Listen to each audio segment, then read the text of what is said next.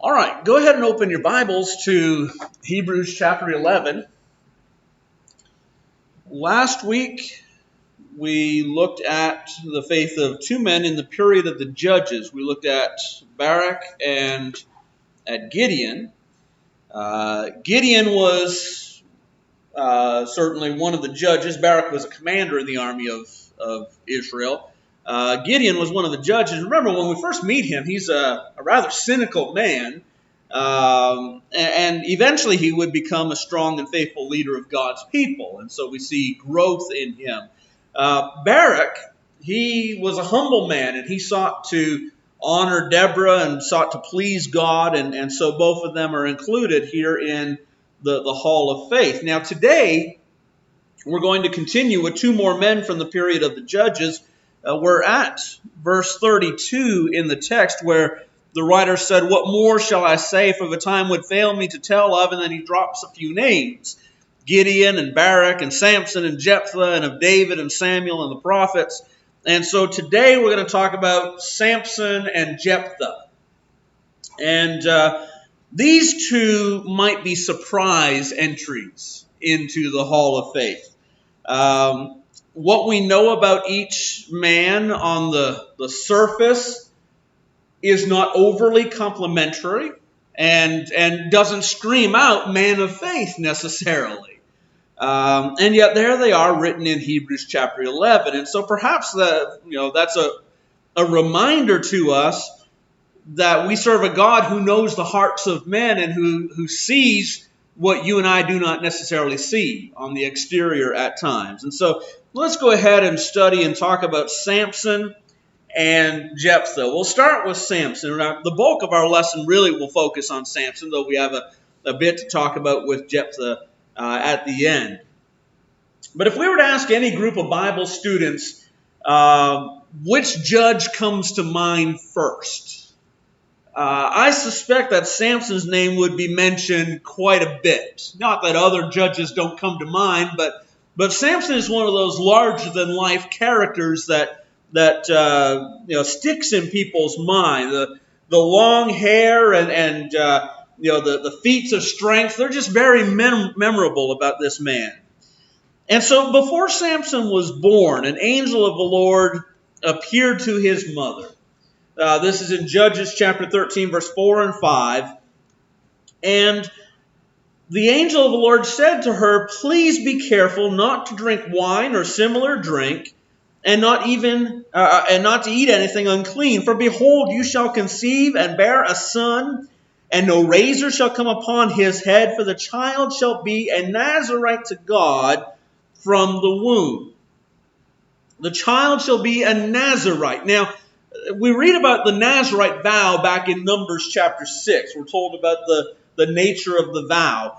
Samson, like a few others we read about in Scripture, John the Baptist, I believe, was a Nazarite as well, and Samuel was a Nazarite from birth. There's a few of them who were separated to God by this vow for their entire lifetime. And so that's why Samson's hair was not to be cut, was because that's part of the vow that's given to us in Numbers chapter 6. And of course, there's a few other restrictions that are stated there. They're to abstain from anything that's produced from the grapevine, and so they were not to drink wine. They weren't to be eating grapes, anything of that nature, nor were they to go near dead bodies, because dead bodies are unclean. Now, if you do a search online for sermons about Samson, and this isn't the result of a search online, this is a result of my own study, but I did do a search online just to see what comes up when we say Samson sermons, and we do that kind of a search. And the results reveal something about him as a person. There's a common theme about Samson's life. And so we get results such as this: the weak side of the strong man, the high cost of low living, strong muscles, weak morals, stupid is as stupid does, the weak strong man, God's stumbling hero, saint or sinner, And it just keeps on going. That's the kind of sermon titles that preachers are putting together about Samson. And again, it tells us something about him and about the struggles that he faced and the difficulties of his life. He's quite different from what one might expect for a judge in Israel, a man called to lead God's people. He comes across as quite audacious at times. He is impulsive. He is unconventional. He is indiscreet. He's got all these attributes that you don't expect to find in a man of God.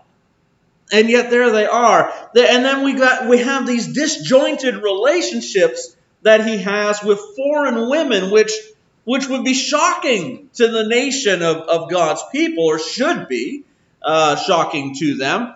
It certainly was to his parents, some of the relationships that he was in. He saw a Philistine woman, and he decided that he wanted her. And that's how he married his wife. He sees her, she's beautiful, he wants her, get me that woman.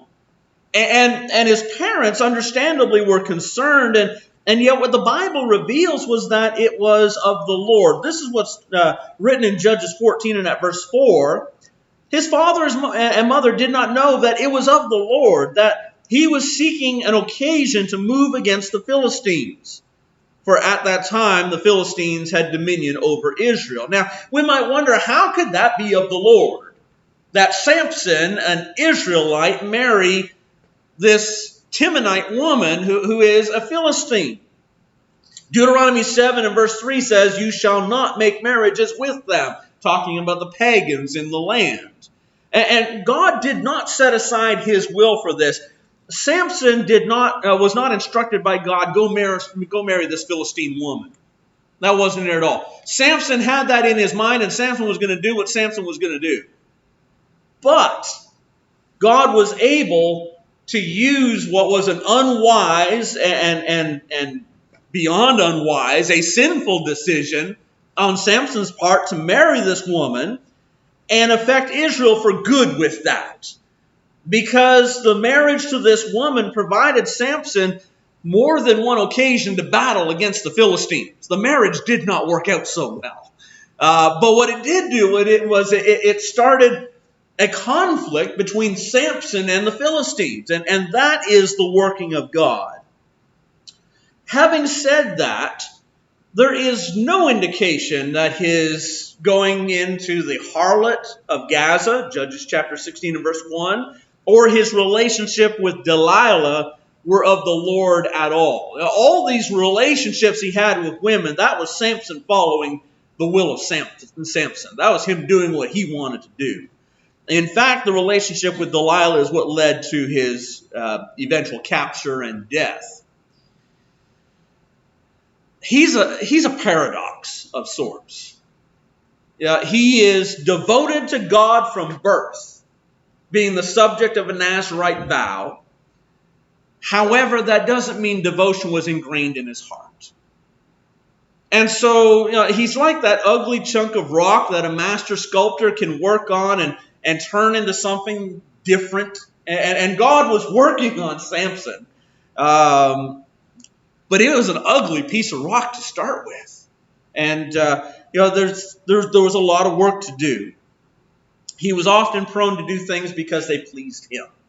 Not because they pleased God, not because they were good for Israel, but because they pleased him. And so again, the marriage to the Philistine woman, it's not right. She pleased him. It was a matter of him following lust rather than following God's word. In that same context, as he's going down to meet with her, remember he killed the lion on the way to Timnah. We're told about that in the text, that he kills this lion, which demonstrates that God's with him and God has given him this great strength. In fact, even in the text in Judges 14 and at verse 6, it says, the Spirit of the Lord came mightily upon him, and he rose up and he killed this lion that came rushing at him. And so it was a demonstration of the power that God had given him and that God was with him. And now understand, when we read that the Spirit of the Lord was upon him. Sometimes when we read that phrase in Scripture, then whoever it is begins to prophesy and speak on behalf of the Lord. That is never the case with Samson. Every time the Spirit of the Lord came mightily upon him, it is a display of strength. It is that God had endowed him with this power, with this strength in order to do various things. And so he rises up and he kills this lion that had rushed at him. But then subsequently, on another trip going through, he sees the carcass of the lion there. And remember, he reaches in because some bees have set up a beehive in there, reaches in and grabs out some of the honey, and he's eating it. Do you know what he just did? He just violated the Nazirite vow. Because that's a dead body. He's not supposed to be touching what is dead. That's not just about human beings. That's about what is dead. And yet he had no concern for the vow that he was under. Remember, he offered up the riddle at the wedding. And the riddle dealing with him taking the honey out of this powerful beast, the lion. And he offered that riddle up to 30 individuals. And if they couldn't tell him what the riddle meant by the end of the days of the wedding, then they would each owe him a garment. But if they could tell him, then he owed each of them a garment. He owed 30 garments because there's 30 of them. Well, towards the end of the feast, they get the answer from his wife. And so they give him the answer. Of course, he's upset because they've done so. And he kills 30 men of Ashkelon, which is a Philistine town. And again in the text, the Spirit of the Lord came mightily upon him. This is God is helping him in this, the strength that he's endowed with. God is giving him that, and he's battling against the Philistines. But he stops at 30. Why does he stop at 30? Well, he only needs 30 garments, right? In his mind, it's not about Israel and about releasing them from the thumb of the Philistines. It's about, I owe 30 garments because my wife told what the riddle was about. And so again, what we see is Samson concerned a lot with Samson and the things of Samson. It's not that he had no concern for the things of God. I do think he did. And it comes through at times that he does. But the problem is that Samson got too easily distracted and too easily drawn away with his own passions. How much greater of a judge could he have been if he would be able to set those things aside, if he would have set those things aside and devoted himself entirely to serving God? In Judges chapter 15, after a great slaughter was accomplished at Timnah, and we're not told about the numbers involved, but a great slaughter, he goes out to a town south of Jerusalem. So he's back in Jewish territory, and either the men of Judah didn't know Samson was the God-appointed judge, or they didn't have confidence in him as the God-appointed judge. Because what they do is, rather than support him and join the fight with him against the Philistines, they rebuke him for bringing trouble our way. Do you not know that we're under the Philistines? Why are you doing all this stuff? And so they end up delivering him to the Philistines. They bind him up and they hand him over. In verse 14 of the text, we're told the Spirit of the Lord came mightily upon him. And so he broke free of the ropes and he took a weapon of convenience, the jawbone of a donkey. And with that, he killed 1,000 Philistines. And so the town then was named to commemorate the victory that was given there. It was named Ramath Lehi, which is Hill of the Jawbone, to commemorate what had happened. And at this point, for the first time in the inspired record, we find Samson glorifying God for victory. And so here it is, Judges 15 and at verse 18. You have given this great deliverance by the hand of your servant, and now shall I die of thirst and fall into the hand of the uncircumcised? Oh, Samson.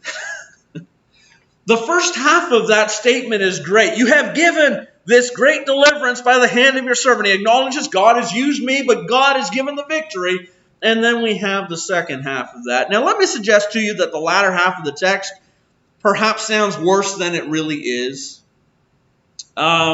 It's basically the same thing that David had said in Psalm 3 and at verse 7. Arise, O Lord, save me, O my God, for you have struck all my enemies on the cheekbone. You have broken the teeth of the ungodly. The latter half of Psalm 3 and verse 7 is you've given victory, you've given the deliverance by the hand of your servant.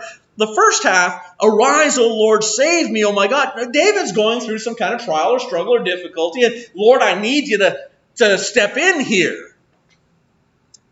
The difference being that David is more poetic and more eloquent in the way that he says it, rather than Samson, who just bluntly, am I going to die of thirst now? Give me something to drink. And God answered him. God answered his request here and gave him water, and the place was then called by Samson En-Hakkore, which is the supplication well. He requested. Again, it's a rough request, but he requested and God responded. And so we do see his faith and God answering even a prayer, albeit to our ears, it doesn't sound like a very good worded prayer. At this point, it seems that he's headed in the right direction. He has defeated the Philistines on this occasion, slaughtered 1,000 of them. He glorifies God for the victory. He prays to God. God answers his prayer. Things seem to be going the right way. And then, chapter 16 and verse 1, he goes into a harlot. He yields to temptation and he sins. Samson had a weakness for women, and he was prone to put himself into compromising positions. And his decision this time not only compromised morality, it most certainly did that, but it also compromised safety, because while he's in there gratifying himself with a harlot, the Philistines have surrounded the city and they're planning to kill him the next morning. If he wasn't there, they wouldn't be doing that. And so he put himself in a difficult position, a sinful position, but also an unsafe position. Fortunately, he rose at midnight. He departed from the place and was able to do so without confrontation. In fact, as you're reading the text, he just lifts up the city gates and the posts that hold them, and he carries them off away with him. Again, God displaying the power. But surely the Lord would want him to rein in these passions that he follows. Well, he didn't learn anything from that. 16 and verse 4 tells us of a meeting and falling for Delilah. There's no indication that they were married. It does seem, as we read the text, that they were living together. And Delilah was with Samson for the express purpose of betraying him. There's nothing that would indicate that she loves Samson. Samson loves her, or he thinks he does. He has lust for her, I suspect. But there's no indication she loves him. The reason she's there is because there are 5,500 pieces of silver available to her if she will turn Samson over to the Philistines. Find out what the source of his power is, how it is that he is so strong, and if you will let us know what that is, we will give you 5,500 pieces of silver. That's what the lords of the Philistines had told her. Do you know what 5,500 pieces of silver is worth? In today's currency, she was being offered $20 million to turn over Samson. $20 million. So she did all she could to find out what's the source of this power. She's not invested in him, except that this is a way to make a bunch of cash. The Merchant of Venice. In The Merchant of Venice, Shakespeare wrote this: "Love is blind and lovers cannot see." Back in 2004, there was a study done by the University College of London, And it found that feelings of love can have an adverse effect on the area of the brain that controls critical thought. And so what Shakespeare said, and Shakespeare's not the only one that's used the phrase about love being blind, but what he said is sort of true. That when we're in love with somebody, that, sometimes our thought processes don't quite work as well as they ought to. We tend to call that infatuation. And so when people are infatuated with one another, they're not always thinking straight. Well, if love is blind, then lust is stupid. And that's where Samson is. He thinks he's in love with Delilah. He's not. He's in lust with her. He's not blind. He's just plain stupid in the way that he deals with her. There is no critical thinking on this. And so over and over, she seeks to discover the source of his strength and wants to find it out. And he tells her the wrong answer a few times. And she binds him up. And Samson, the Philistines are upon you. And he breaks loose of whatever it was that she bound him with. And, you're lying to me, Samson. You're not telling me you don't love me the way that you say you do. And she's manipulating him. You would think after the first time that she did it, he would realize, she's out to destroy me. She doesn't actually love me. But no, he keeps on, and eventually she wears him down. She pesters him. Judges 16, verse 16, it says she pestered him daily with her words and pressed him so that his soul was vexed to death. She just kept on hammering and hammering on him to find out the source of his strength. And so finally he tells her, my hair has never been cut. If my hair were to be cut, then my strength would be gone. It is linked with the Nazirite vow. He is devoted to God, and being devoted to God through this Nazirite vow, despite all the bad things that he's been doing, God has still continued to be with him because of the vow that was placed upon him from birth.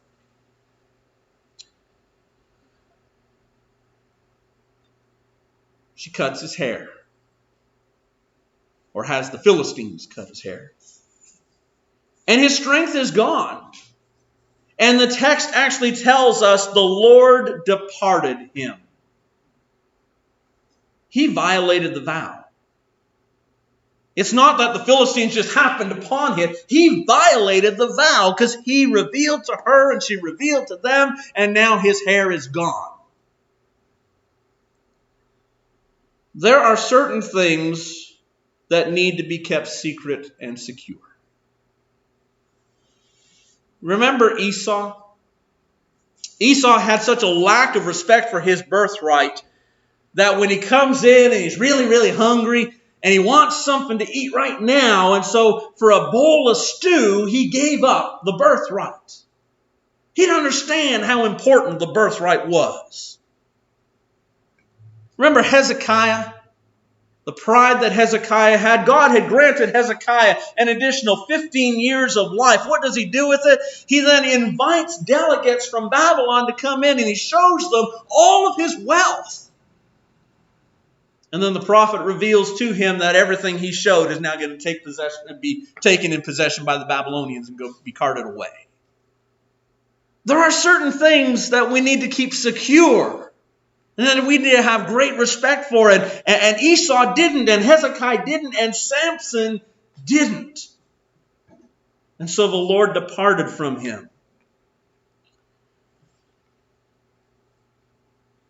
The Philistines take him to Gaza, where he is imprisoned. And they pluck his eyes out. Let me suggest to you that was likely a blessing in disguise for Samson. His life may have been a lot different had somebody plucked his eyes out a lot sooner. Maybe, say, before he saw Delilah, before he saw the harlot. Matthew chapter 18 and verse 9, it says, if your eye causes you to sin, pluck it out and cast it from you. It is better for you to enter into life with one eye rather than having two to be cast into the everlasting fire. Well, he lost both of them.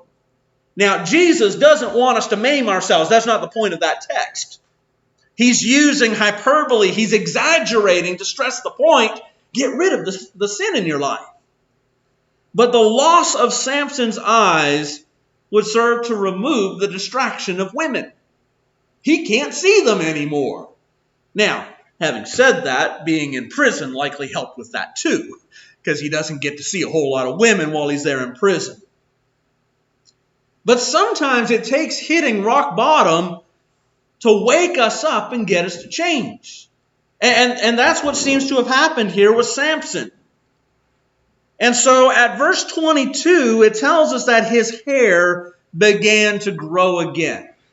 Well, duh, hair grows, right? You shave it, it grows back. And so there's more to it when the writer tells us his hair began to grow again. There's no value in mentioning that apart from the resumption of the Nazirite vow. He's now under the vow again. His hair is growing once more, and so there seems to be a reference back to the vow again. He'd had time to think about his foolishness, and perhaps now he's in a much straighter mind than what he was before. And so the account of Samson's life ends with a great Philistine feast. The lords of the Philistines have gathered together. They're in Gaza, and they're there thanking Dagon, their god, for delivering Samson to them.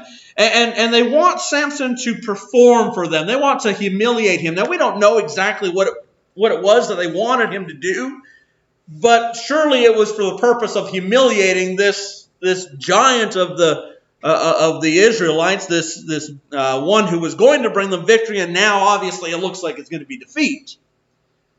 And so he ends up being positioned between the pillars which held the building together. And we don't have time to go into the structure of the Philistine temples and so forth, but he would be able to reach the two pillars that are at the very center and that would have brought the whole thing down.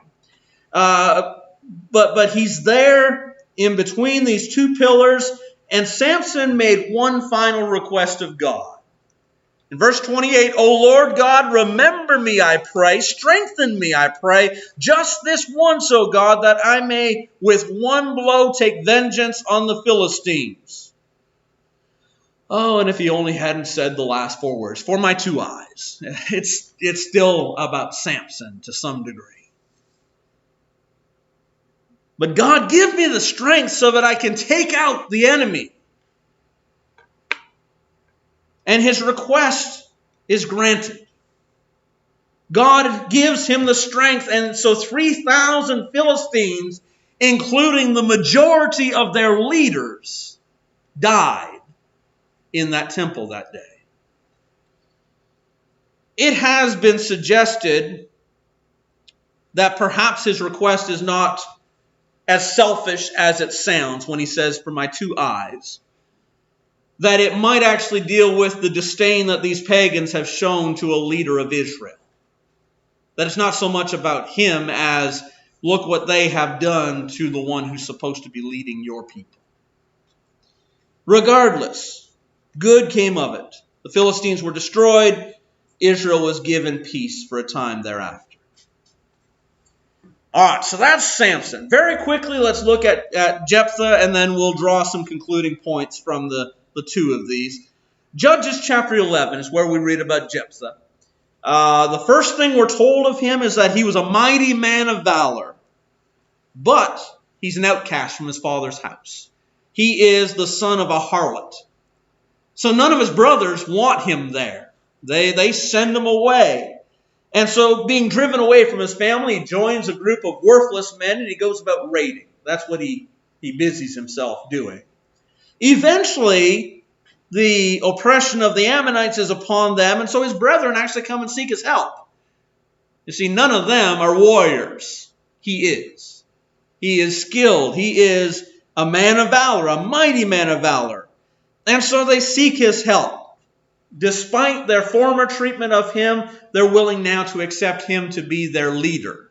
Not just come and serve us, but come and lead us. And so he does. He sends messengers to the king of Ammon. Seems he was trying for a diplomatic solution rather than just going out to war. He actually tried diplomacy first. But there was no reasoning with this pagan king. And so as we go through the text now, Judges 11 verse 1 is where we start reading about Jephthah. It's not until we get down to verse 29 that there's an indication that he is actually a God-chosen judge, God-chosen leader.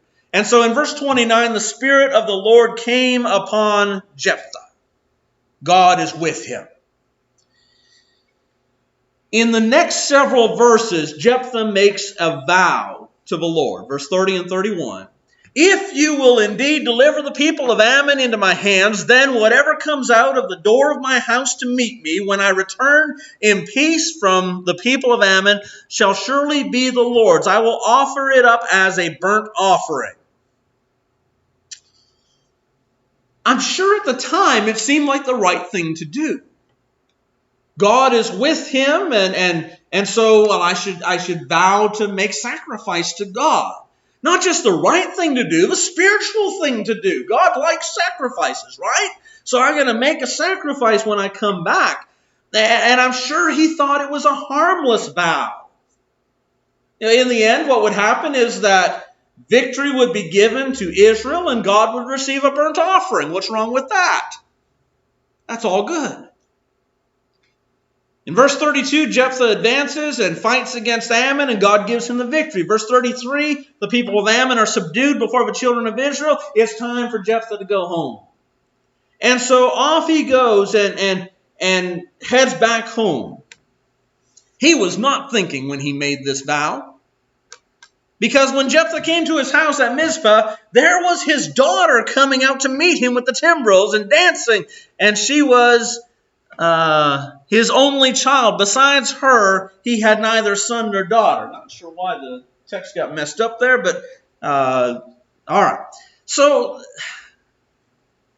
when he made the vow, there's no way to know what the first thing coming out of his house is going to be. You know, and if it was a calf or a goat or a pair of turtle doves or something like that, great. Go sacrifice those. But it was his daughter who came out. And she's delighted to see her father come home from war, and he is anything but delighted to see her. Because he made a vow.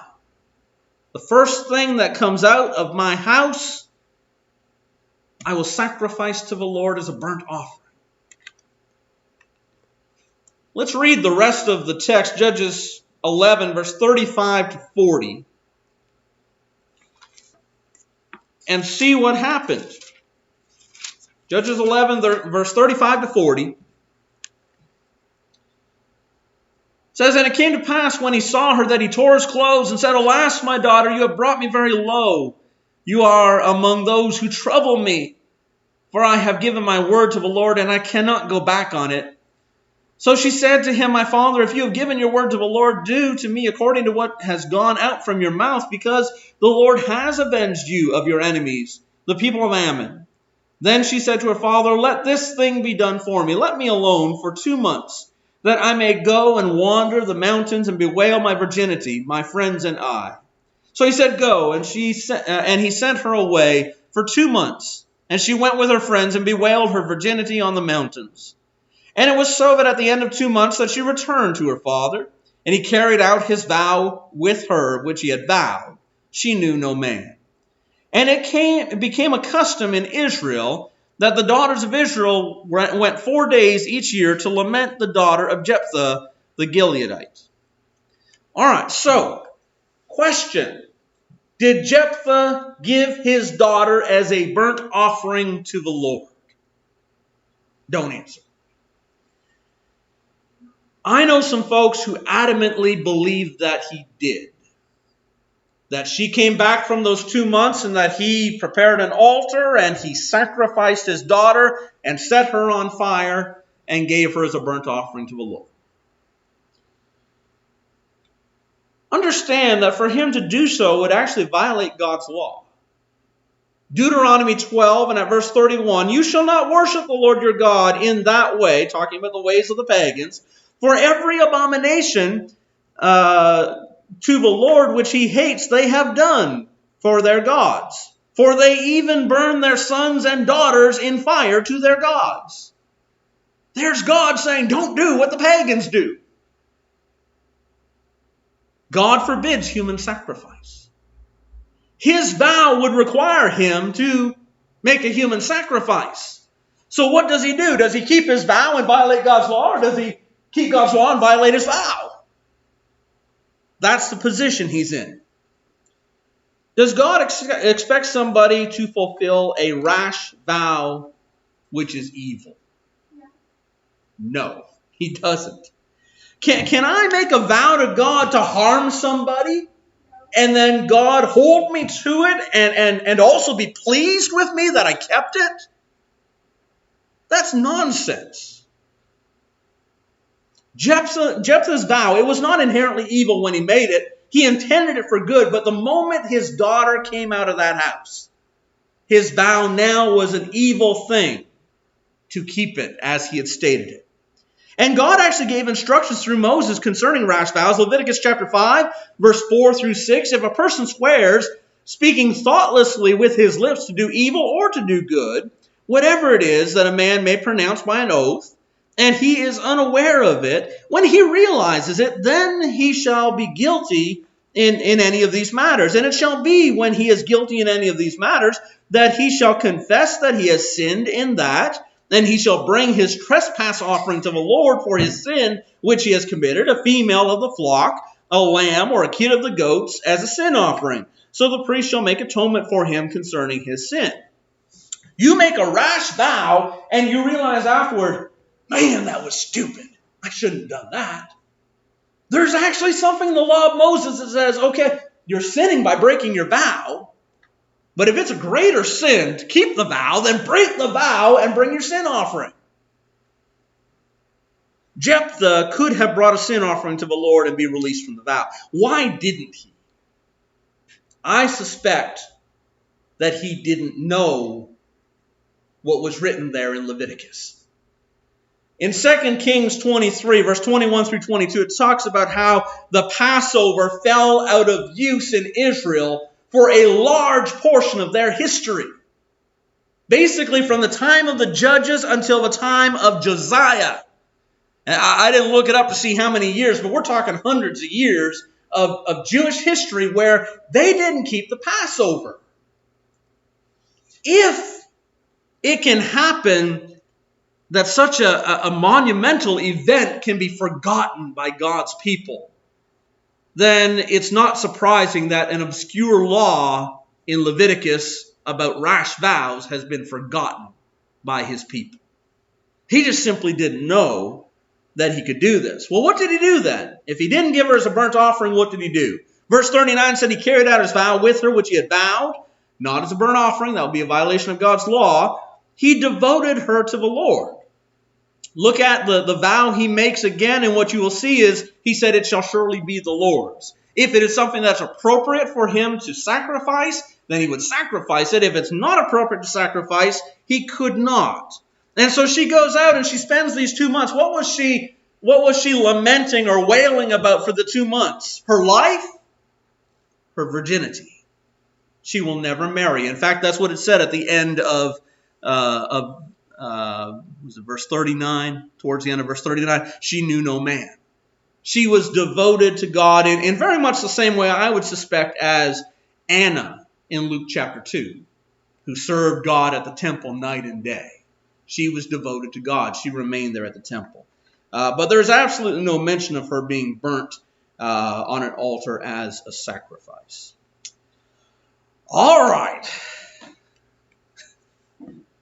These two, they're troubling to me. When I read Hebrews chapter 11 and I come up with these two names in there, it troubles me that they're there at first glance. Samson and Jephthah, on the surface, neither one of them looks like a candidate to be in the hall of faith. Now, when we have halls of fame, we put the great of the greats, right? These two are there. The Bible records for each of them a less than complimentary life. They're both characterized as being rash, both being motivated in some way or another by self-interest. Both of them make bad decisions, do bad things, and bring about hardship on themselves and others. And so how does a pair like that get written into Hebrews chapter 11? Years ago, there was this great radio spot by Paul Harvey called The Rest of the Story. And in the segment, what he would do is he would reveal obscure facts about some event or subject with a key detail always being held to the end, which of course was the rest of the story. And if it was left to you or to me, we might not write Samson and Jephthah into Hebrews chapter 11. The Holy Spirit did, because God knows the rest of the story. The things that are not recorded, God knows. He knows these men. He knows their hearts. He knows other things they did that are not necessarily recorded. Let me ask you, what would you think about a man who compelled his wife to lie to save his own skin? A man who compelled her to do that not once but twice. A man who hastily thought that everybody who was around him did not know God and did not fear God. That was his motivation for the lying. That same man received a great promise from God, and then he tried to fulfill it through illicit sin. Uncertain about the promise that God had made to him, he laughed at God, laughed at the promise, inferring God's not able to do what God said he would do. The same man, having inside knowledge about something that God planned to do, actually called into question the righteousness of God in doing it. And finally, due to a conflict in his household, he sent his wife and child away with nothing but a loaf of bread and a container of water. Would you include that man in the Hall of Faith? Our perspective of Abraham would be very different if those were the only moments of Abraham's life recorded. We have a lot longer narrative about Abraham and his life than we do about Samson and about Jephthah. We're acquainted with his shortcomings, but we're also privy to his faith and to his growth in faith. The shortcomings of Samson and Jephthah, they seem many, they seem blatant. That doesn't mean there wasn't some good. It's just not recorded. I think part of that may have to do with writing style and the personality of the writer, and part Moses is a slow writer. He slows down and he mulls over details. He mentions things once, twice, 3 times sometimes. Moses is very focused on detail. You read the things that Moses has written in Genesis and you get to know these people. The writer of Judges does not do that. The writer of Judges very quickly summarizes things. He does not focus in any big way on developing our understanding of the people involved. In fact, in some places, all we have is a name and a number of years that judge served. And then he moves on. There's these few people that he focuses a little bit more on. Anyhow, let me leave you with this as we consider Samson and Jephthah. We need to be careful in our judgment of others. That there may be more to an individual than what we know.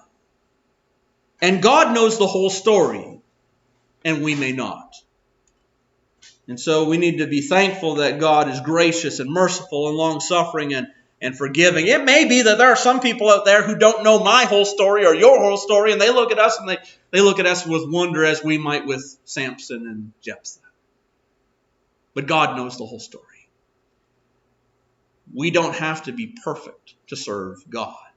Neither of these men were perfect. They both had flaws. They had severe flaws. They both had faith. Faith won out over the flaws. We know that because they're recorded in Hebrews chapter 11. Make sure in our life, even if we've got our flaws, make sure faith wins out over the flaws. If we can help you in your walk with the Lord, we want to do that. If we can be praying for you, studying with you, if there's things that we can do in order to build each other's faith up, let's do that. God has given us one another in order to help each other, to be focused on heaven, and to get ourselves, as many of us as possible, into heaven.